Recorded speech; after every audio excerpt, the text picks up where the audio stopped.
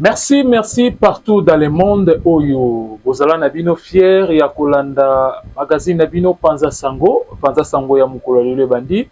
Tikana pesa mbote na bakongomani nyonso oyo ba préféra kolanda biso, balanda kabiso na ba chaîne partenaire na biso, balanda kabiso na chaîne YouTube na biso Panza Sango télévision oyo wapi ezali sur internet oyo bakongomani basepela kolanda biso na pesi bino nyonso mbote bisika bozali oyo bo préféra na bino magazine na bino Panza Sango ya mukolo lelo ebandi tika na pesa matondi mingi na ba nyonso oyo bazali kosunga biso na niveau ya régie, bazali kosunga biso na niveau ya montage, bazali kosunga biso na niveau nyonso na magazine na biso Panza Sango tika na ebisa na bino ete lelo oyo bakongomani bapesaki biso sujet po ete tolobela yango tolingi tolobela yango na mokolo lelo.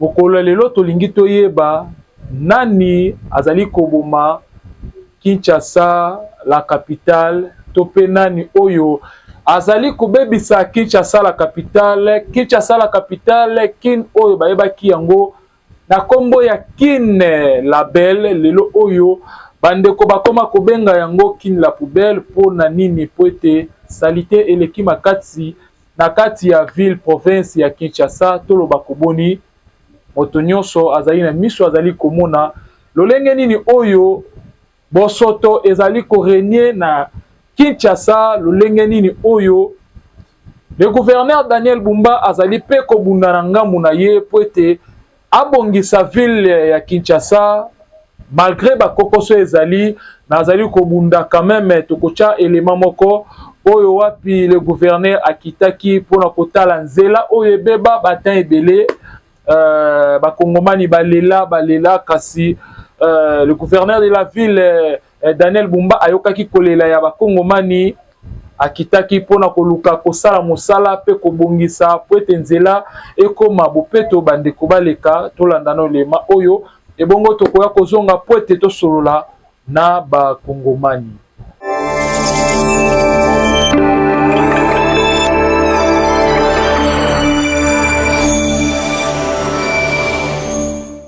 Compromis par le gouverneur Daniel Bumba Lubaki lors de son itinérance du 4 novembre dernier, le pont Kabu, situé à l'intersection de l'avenue Kassavubu et du boulevard Triomphal, est désormais rouvert à la circulation après l'achèvement des travaux de reconstruction. Construit en béton armé de 16 mètres de hauteur sur 20 mètres de longueur, cet ouvrage est le fruit de plusieurs mois de travaux intensifs. Sa mise en service s'inscrit dans le cadre des interventions d'urgence menées pour relever les défis majeurs de la ville de Kinshasa, notamment la fluidité du trafic et la lutte contre les inondations, en droite ligne avec la vision du président de la République, Félix-Antoine Tshisekedi Tshilombo. Dès sa réouverture, ce mardi 30 décembre 2025, le pont a immédiatement contribué à décongestionner ce carrefour stratégique.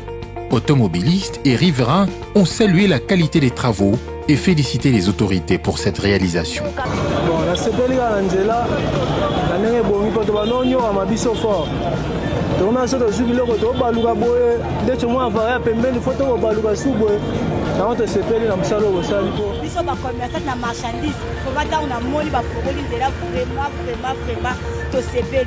pendant la yemo gouverneur de la ville Daniel Bumba bambote bele ba félicitations président Fati vraiment tonzimi to moni misale sala ezaka biloba lo batomona ne bakanga ki batu ba lo ba ko banda bakangi boye mais to moni musale o mérite mon gouverneur ayaki dans quelques jours to va fongoli to moni pe passage comme vraiment kitoko na ndenge ezala to à liboso en tout cas félicitations ce gouverneur a sala vraiment nzambe abatela e makasi. Par ailleurs, l'avenue Kassavubu poursuit sa transformation. Elle sera entièrement revêtue de béton, redonnant fière allure à l'une des principales artères de la capitale. L'ouverture du pont Kabu incarne la volonté des autorités de doter Kinshasa d'infrastructures modernes. Bien plus qu'un simple ouvrage, il symbolise une ville en pleine reconstruction, résolument tournée vers un avenir urbain structuré et durable. Voilà wana touti kolanda élément moko oyo wapi gouverneur de la ville akitaki na bisika wapi babongisaki nzela oyo esengaki ete bakongomani babandaki koleka na difficulté nyonso bakoma koleka na kimia kasi ezali kopesa pasi mingi na ville province ya Kinshasa oyo esengeli quand même toloba vraiment topanza sango na bakonzi nyonso bazali kolanda bayeba pe bayoka oyo nini elekaka. Est-ce que ezali kaka gouverneur ye moko nde na makasi na yende Kinshasa ekobunga? Moi je ne crois pas, mais ngana zali kondima ete ezali na bakongomani nyonso, na bakongomani nyonso soki totie volonté, soki totosi oyo bakonzi bazali koloba tokomona Kinshasa kobunga. Kasi na ngambo mosusu tozali komona ba oyo bazali kobeta vraiment CTT wana ezali na part na ngai pe bakongomani bazali komona oyo wapi bazali kosunga vraiment gouverneur de la ville te, bazali kosunga chef de l'état te, ezali mingi ba bourgmestre. Nga nazali koloba kaka ba bourgmestre na biso bazali mieux placé pour na kosunga gouverneur de la ville Daniel Bumba po ete Kinshasa ebonga ndenge gouverneur alobaki ezala kaka slogan te, kasi Kinshasa vraiment bakongomani bamona Kinshasa kubunga. Ba bourgmestre en tout cas mosala na bango bakongomani bazali komona te, mosala ya ba bourgmestre bakongomani bazali komona te. Même ye moko malgré tout azali kokoka vraiment koloba te le gouverneur Daniel Bumba, mais azali komona la plupart ceux qui tolobi ba bourgmestre, ça veut dire ezali na ndambo bazali kokoka la plupart de oyo bazali vraiment kosala mosala na bango te. Likambo oyo ya bakota, likambo oyo ya ba parti politique ba pesa bato na bango yango nde ezali koboma makasi civil province ya Kinshasa po ete ebonga.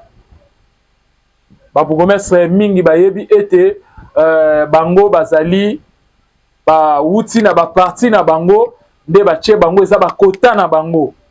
Alors tango déjà eza bakota na bango na ndimite ke ba sanction kozala ebele côté ya gouverneur de la ville, na ndimite ba sanction kozala ebele po moyen balongola bango vraiment ezali te pona nini parti ne moto et pesi kota wana po ete batia ya bango na bisika wana. Bala koloba po ete Kinshasa ebonga, po ete Congo ebonga, tokosenga nanu na chef de l'état likambo ya bakota wana esila. Likambo ya bakota yango wana ezali koboma makasi République démocratique du Congo pona nini asala te ayebi na eke bakolongola ete. Bakolongola ete po nini ye azali parti moto etindaki ye. Yango moni bakomine ebele ezali na bosoto ya kosakana te. Bakomine ebele ezali soko koti okomi na komine wana ozali koloba oyo ezali bato nde bavandaka ou ezali bato ya maboma. Pona nini po ete salite eleki makasi. Nyonso wana tozali kozela kaka gouverneur de la ville aya kobongisa. Ye azali na part na ye, ba bourgmestre pe bazali na part na bayango.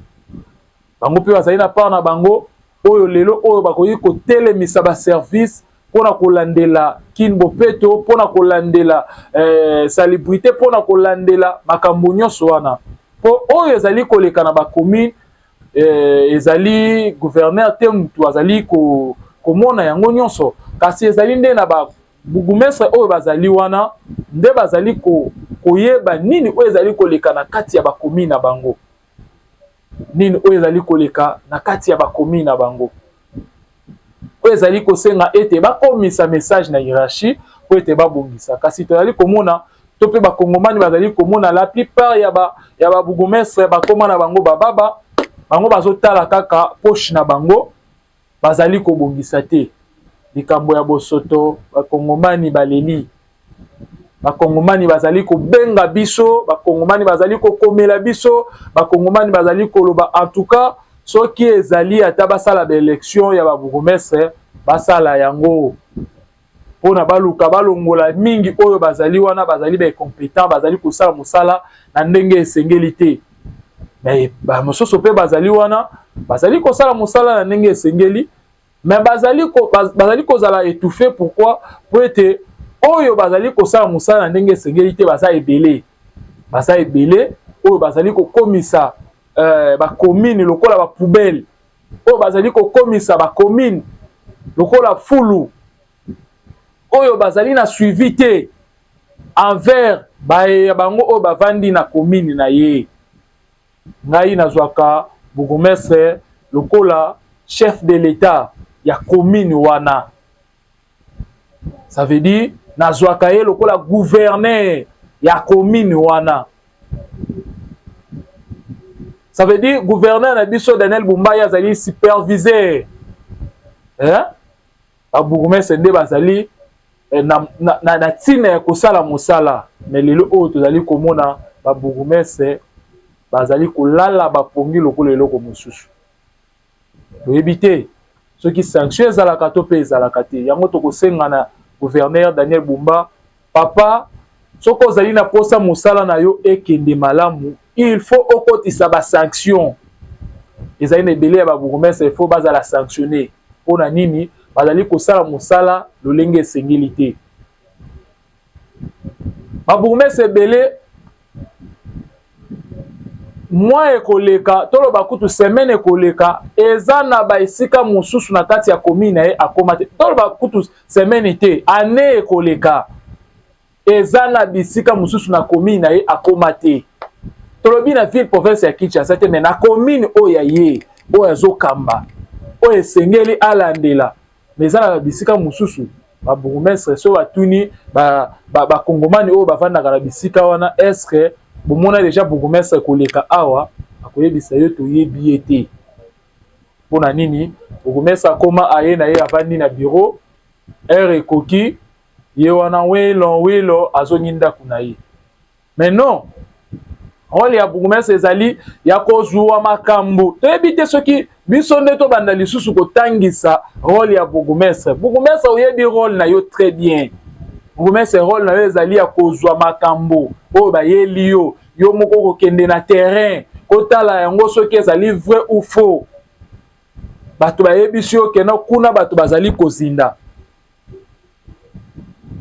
Mais yo moko il faut okoma wana okoma omona est-ce que bato bazali kozinda po okokomisa message côté ya gouverneur ndenge nini. Baimboka bango nyonso bakoleka te côté ya gouverneur po ete bakomisa message. Moto oyo akomisaka message côté ya gouverneur ezali nde bourgmestre. Yo bourgmestre oyo ozali kolanda biso lelo baimboka vraiment balobaki Serge Monganga en tout cas vandela biso vraiment wana likambo ya ba bourgmestre totala ba nani oyo bazali kosala musala ba nani oyo bazali kosala musala te. Kosala musala ezali ka te ke ozwi kombo na yo okangisi 10 personnes 20 personnes samedi yo wana liboso ya commune na yo okomboli ndo lobi ete Kinshasa ekobonga. Ah papa bourgmestre, makambo ozosala vraiment yango wana na monde ya kilelo oyo, makambo ozosala yango wana bakongomani baza d'accord te na yo. Ti bayebisi mwana mboka Serge Monganga abeta sete na likambo na bino po ete baza d'accord ata moke te na bino. Bakongomani bazali kolela insécurité. Insécurité eza makasi na ville province ya Kinshasa. Mais banani bakolandela ezali musala ya ba bourgmestre. Bourgmestre aza wana, il faut asangisaka ba chef du quartier na ye. Il faut asololaka na ba chef de riz na ye. Est-ce que bosalaka yango? Est-ce que bosalaka yango? Ya kosolola na ba chef du quartier na yo. Ya kosolola na ba chef de riz na yo. Ke oyeba ndenge nini na quartier na yo kuna ozali ezotambola ndenge nini. Po ete yende mutu akopesa yo basango keno. En tout cas biso kuna tozali boye. Chef de riz akoyebisa oke na avenue oyo nga nazali kovanda, en tout cas bazali kosala bosoto ezali na lopango tel. Bo yo moko bourgmestre soko kiti omoni vraiment boye opesa ata ba sanction. Mais ezali na bisika ebele ba bourgmestre bakomaka te. Le gouverneur Daniel Bumba tozali kobeta sete ba sanction il faut ezala. Kotika laisser aller te. Bakobebisela yo nde carte, bakobebisela yo musala. Po babebisela yo musala te, il faut bazwaka ba sanction. To bandai komona pe na tango na époque oyo eleki topé na gouverneur oyo aleki moi ba sanction ezalaki tokoyoka pe ke non bourgmestre na biso mikolo aza sanctionné moto azosala intérim eza bourgmestre adjoint mais ekenda wapi tosunga chef de l'état et c'est le gouverneur soko lingo sunga chef de l'état zala rigueur zala na rigueur na ba bourgmestre na yo zala na rigueur na ba bourgmestre na yo okiti na terrain omoni bourgmestre azosala eloko te kozonga na yo il faut papier à sanction elanda ye aza éternellement te aza moto il faut alongwa pe sika wana soki azosala mabe likambo ya bakota yango wana nde ezali koboma bakongomani balobi Serge Monganga molobeli ya bakongomani lobela biso nano likambo oyo ya insécurité ya mibale tokokota yango wana likambo ya insécurité tokosenga ya niveau ya régie batiela biso d'abord élément ya ministre intérieur Jacquemin Chabani na général ndenge nini bakitaki pona koluka kolandela likambo oyo ya bakuluna likambo oyo ya bato ya mabe oyo bazali kobebisa bakongomani awuti koteka na ye azonga boye bakati ye saki bakongomani bazonga boye bakomi na kobanga bakoteka liboso boye kuluna esalami bapanzi biloko ya bamama bakongomani bazali kolela yango wana vice-ministre ministre intérieur atambolaki na général pona kotala est-ce que mosala ezali kosalama to pe ezali kosalama te toke na niveau ya régie batiela biso ebongo tokozonga po ete totya commentaire moke.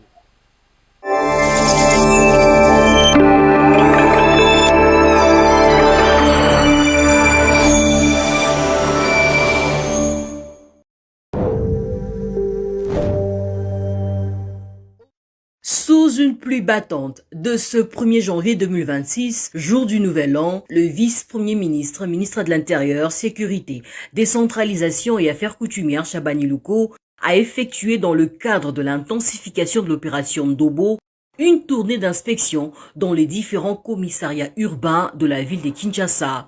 Cette descente stratégique visait à s'assurer de l'effectivité des dispositifs sécuritaires mis en place pour garantir la quiétude de la population quinoise durant la période des fêtes des fins d'année. À cet effet, le vice-premier ministre avait instruit, lors d'une réunion, la police nationale congolaise de la ville-province de Kinshasa de renforcer les patrouilles en vue de traquer les présumés Kuluna et autres braqueurs troublant l'ordre public. C'est ainsi qu'en ce premier jour de l'année 2026, pendant que la population célébrait la nouvelle année, le patron de la sécurité nationale a effectué une ronde dans plusieurs commissariats urbains de la capitale. La tournée a débuté dans le commissariat urbain de Mongafula, où la police a présenté au vice-premier ministre 45 présumés Kuluna interpellés lors des patrouilles. Le premier groupe, j'ai essayé de vous expliquer que ils ont été reconnus par leurs victimes parce qu'ils ont opéré à visage découvert. Donc ils ont été facilement reconnus. Lorsque nous avons attrapé le motard est passé aux aveux. C'est par là qu'on a on les a attrapés directement et les victimes... Après Mongafula, le cortège du vice-premier ministre s'est dirigé vers le commissariat urbain de Kitambo, où 30 Kuluna ont été arrêtés dans le cadre des opérations de patrouille menées du 23 au 31 décembre 2025. Et là, dans 5 personnes, c'est le monsieur là en tricot. On vient de l'amener tout de suite sous la pluie. On l'a arrêté avec sa machette. Au commissariat urbain de la Gombe, basé au camp Lufungula, la police nationale congolaise a présenté une quarantaine de présumés Kuluna arrêtés, dont plusieurs récidivistes. Dans le district de la Funa, précisément au commissariat urbain de Kalamou, 51 présumés bandits, dont des Kuluna et des braqueurs, ont été également présentés au vice-premier ministre. La ronde s'est poursuivie dans la commune de Limete, au commissariat urbain de Moamba, où 56 Kuluna opérant en bande ont été interpellés et remis à la disposition de la justice. Enfin, le cortège du vice-premier ministre Chabani a clôturé sa tournée au commissariat urbain de la Tchangou, dans la commune des Massina, où les patrouilles de la police nationale congolaise ont permis l'arrestation de 242 présumés Kuluna. Ce genre de pratique, on a découragé ça pour permettre à la population de fêter calmement. Et lorsqu'on arrête une personne, c'est à cet endroit, à ce moment-là, on saura que ce monsieur, il est soit un civil, soit un criminel. Les armes que vous voyez là, ce sont les armes que portaient ces gars ici. À l'issue de cette opération, plusieurs habitants de Kinshasa ont exprimé leur satisfaction, saluant ainsi une initiative ayant permis à la population de passer les fêtes de fin d'année dans un climat de paix et de sécurité. Bon, on a moni ya dosala msala bien, msala ne kangando ala kacha chango tuzo sepela makasi ko bakuluna baleke belé bato déranger biso. Dans Nzamba Pambola, ministre na biso l'intérieur, Nzamba Pambola e. Ministre intérieur na musala osala, musala osala malam. Pour opération ndobo ezala, pour na opération pe ndobo ndo osala pe malam pour bato mabe pe bazo kimaka. Et puis moi kimia pe osala kati. Pour so ba tiki ke to ya mabe ezo mata soupe makasi. De batie bango na kati nini bon fait le ko le kamalam pour to ba ta lobby pe moi kimia ngo pe ezaki na ba quartier. Tous ces présumés bandits arrêtés seront déférés devant les instances judiciaires compétentes et des audiences foraines seront organisées afin que chaque prévenu réponde de ses actes devant la justice.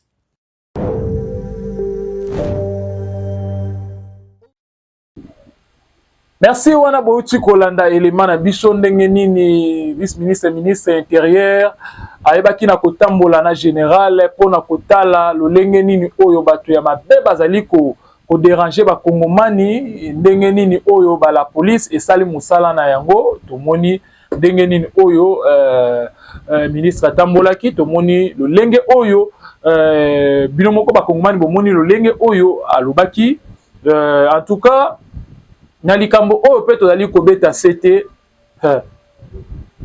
ye azali wana pona kosala suivi lolenge bomoni atambolaki wana vice-ministre intérieur na général bango bazali pona kosala suivi. Est-ce que la police azali kosala mosala na ye malamu to pe azali kosala mosala na ye lolenge nini?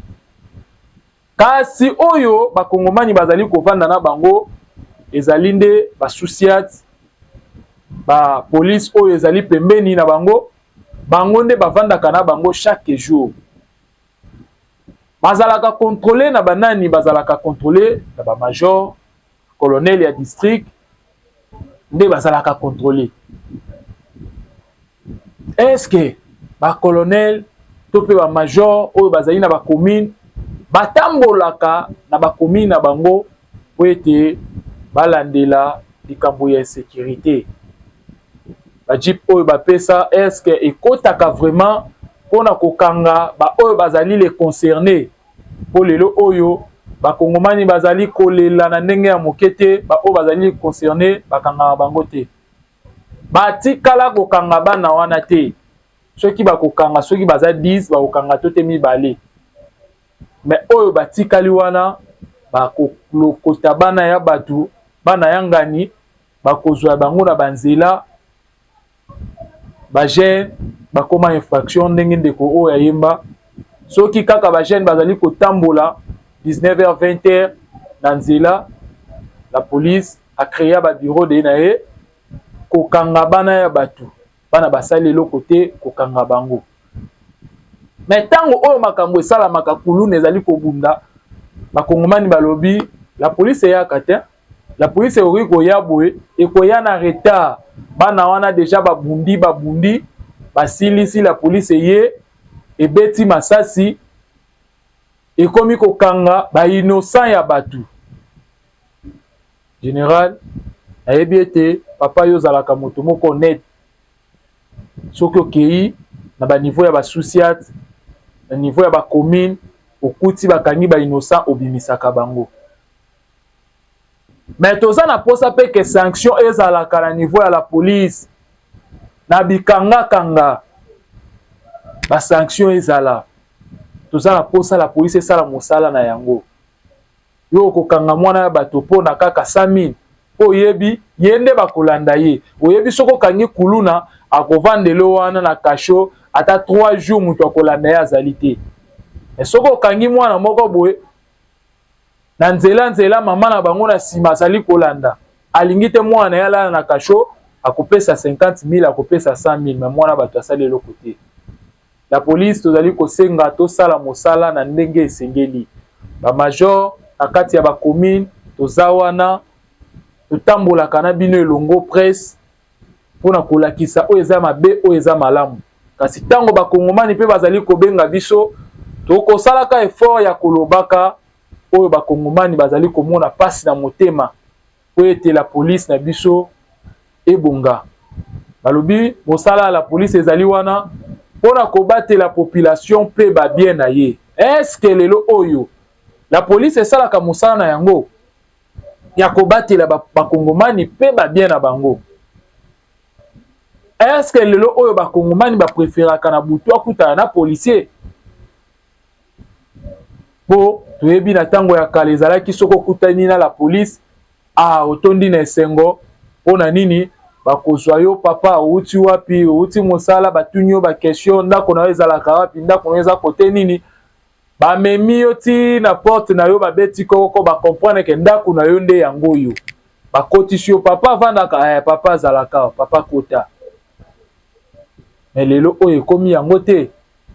Lelo oyo ekomi na moto oyo bazali komona ke azali kuluna te me bazali kokpa ye bazali kokanga ye. Bozali komona oyo azali responsable auti mosala auti to pe kolukila bana mbongo me bokangi ye na nzela. Boyebi bien ba transport na biso ba embouteillage ekoma na banzela. Papa kolongwa mosala avant me koya kokoma na ye akomi retard. Etango akokutana na la police ebaki ye ekangi ye.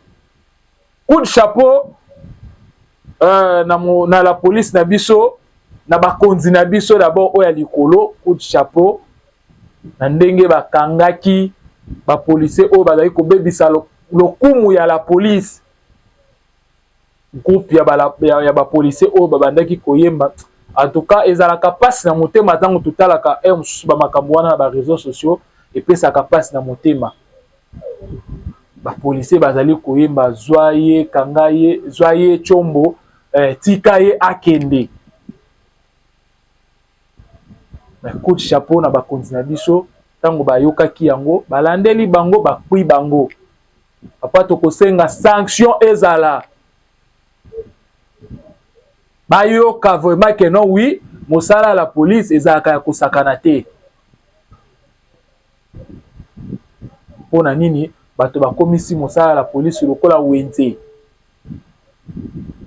Bakomi kosakana na mosala la police. Mais toyebi ete bawo pe basalaka mosala la police lolenge yenge beni bazali. Yango tozali kopesa coup de chapeau na bino po bozali kosala mosala kitoko. Coup de chapeau na bino bo continuer kosala mosala bongo ya kobatela la population pe ba bien na ye ekozala malamu mingi. Tokosenga na bakongomani bobenga émission na bino magazine na bino yango panza sango bo panza sango ya makambo nyonso o bozali komona bo panza sango ya événement nyonso o bozali kokutana yango bobenga biso na ba numéro na biso ezali wana biso tokotika te tokoloba kaka po ete échanger Kongo na biso ebongwana Kongo na biso ekoma ya sika. Tango bato balobaka ete Kongo ekobonga te nga na betaka tolo na lobaka ete Kongo ekobonga. Ata biso tomoni yango te bana na biso bakomona yango. Ata biso tomoni yango te bakoko na biso bakomona yango ke Kongo ebongi. Ville province ya Kinshasa ekobonga. Ville province ya Kinshasa ekochanze, ekolongwa na fulu, ekokoma kin bopeto, ekokoma kin label, ekozonga kin label lolenge oyo ezalaki. Tokosenga na bakongomani batondo mingi na ndenge oyo bo préféré na bino kolanda biso magazine na bino panza sango tokolembaka te pona kopesaka bino ba information na tango nyonso. Na banzi ete tosuki awa apesi merci na ba nyonso oyo balandaka biso na Hollande, France, Belgique na niveau ya chaîne YouTube na biso panza sango télévision oyo bolandaka biso na Congo Brazzaville, olandaka biso na Angola, kuna na moni grec, yo olandaka biso na niveau ya Angola, na niveau ya France, Paris, nazomona baya gelor bazali, nazali komona bandeko bazali libanda, Randal Kolomwani bazali oyo balandaka biso na tango nyoso, ali komona na Kinshasa awa, bao bapesa biso confiance oyo bapesaka biso toli na tango nyoso, bapesaka biso Serge soki ezali ya koloba bosolo, loba bosolo po ete bakongomani ba sepela na yo, bakonzi ba sepela na yo, kasi kobuka lokuta te, bao bapesaka ba conseil lokola le président Jerry Lubala, mbote na yo esiko zali, topesi mbote na président Serge Mundu esiko zali, topesi yo mbote bisika zali, topesi mbote na honorable na biso oyo wapi asepela kolanda biso Patrick, topesi yo mbote esika ozali, topesi mbote na nyonso oyo bosepela kolanda biso Afo Bendenda, Héritier Yaba, Papi Bosando, Maître Junior Mpaka, na pesi yo mbote esika ozali, na pesi mbote na bakongomani nyonso oyo bosepela kolanda biso na awa nde tosisi émission na biso, tokutani na mikolo mizali koya. Ciao.